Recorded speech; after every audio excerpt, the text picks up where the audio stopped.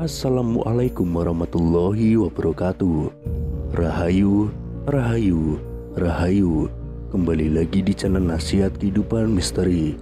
Pada video kali ini kami akan membahas tentang misteri ramalan Nyi Roro Kidul. Makhluk gaib yang paling disegani karena menguasai Laut Selatan Jawa atau dikenal dengan nama Nyi Roro Kidul memberikan ramalan kejadian bencana besar yang akan terjadi di tahun 2024. Dalam ramalannya, ada dua daerah yang dihimbau untuk harus berhati-hati. Seperti yang umum diketahui, Indonesia merupakan negara maritim terbesar di dunia. Sebagai negara bahari, mitos dan kepercayaan tentang penguasa lautan di Nusantara masih tertanam dan menjamur dalam keseharian masyarakat Indonesia. Lantas seperti apa sejatinya mitos mengenai penguasa Laut Selatan Nusantara yang telah tersebar di masyarakat luas ini? Lalu apa saja kabar terkait dengan bencana akhir tahun hingga awal tahun di Indonesia? Di tahun 2024 ini banyak perkiraan bencana besar yang akan terjadi di Indonesia. Ramalan-ramalan muncul dari beberapa peramal yang sudah terkenal di media sosial. Namun, ada yang berbeda pada ramalan yang satu ini, sebab berasal dari penguasa Laut Selatan Jawa, yaitu Nyi Roro Kidul. Nyi Roro Kidul adalah tokoh legendaris Indonesia. Ia sangat populer di kalangan masyarakat Pulau Jawa dan Bali. Tokoh ini dikenal sebagai Ratu Laut Selatan atau Samudra Hindia. Sebelum kita akan memasuki pembahasan mengenai peristiwa yang terekam dalam sebuah video di media sosial Facebook yang telah ramai menjadi perbincangan. Pasalnya, ada sebuah festival atau upacara adat yang dilakukan di sekitar pantai selatan. Dalam upacara tersebut, ada seorang wanita yang berpakaian layaknya tokoh penunggu laut pantai selatan Jawa atau Nyi Roro Kidul. Sebelum acara tersebut selesai, ada peristiwa yang cukup menarik. Wanita yang berpakaian serba hijau tersebut tiba-tiba dirasuki oleh roh yang mengaku bahwa dirinya adalah penunggu dan penjaga Laut Selatan Jawa. Wanita tersebut dalam keadaan tidak sadar dan diangkat oleh beberapa laki-laki di belakangnya. Pada saat itu terjadi, ia sempat berujar mengenai bencana yang akan terjadi di tahun 2024. Di dalam ramalannya, sosok tersebut atau wanita itu menyebutkan bahwa di tahun 2024 akan ada banyak bencana yang melanda Nusantara, khususnya bencana alam akan silih berganti, mulai dari gempa bumi hingga gunung-gunung yang akan meletus.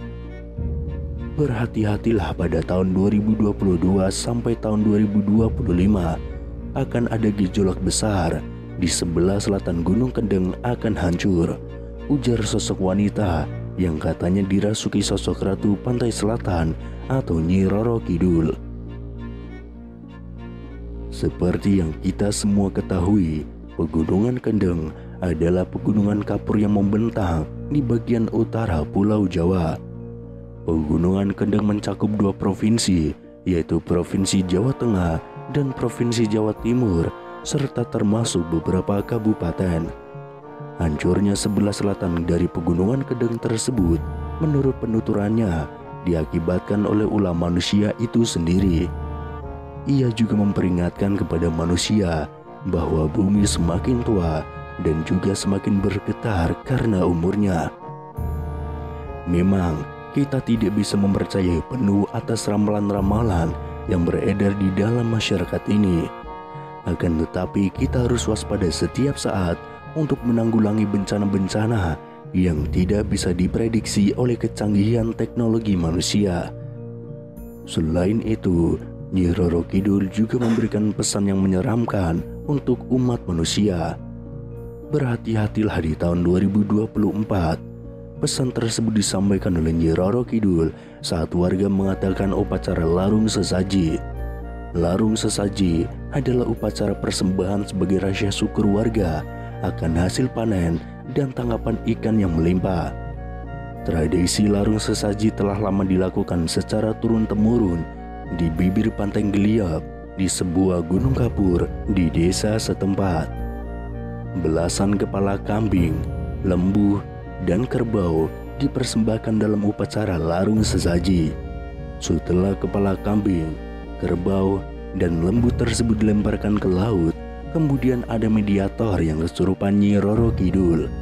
Saat mediator kesurupan Nyi Roro Kidul itulah kemudian memberikan wejangan kepada masyarakat. Berikut adalah pesan yang disampaikan Nyi Roro Kidul melalui seorang mediator.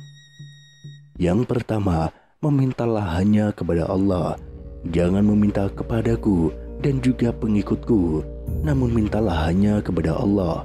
Karena Allah lah yang menciptakan semuanya, termasuk kamu wahai manusia.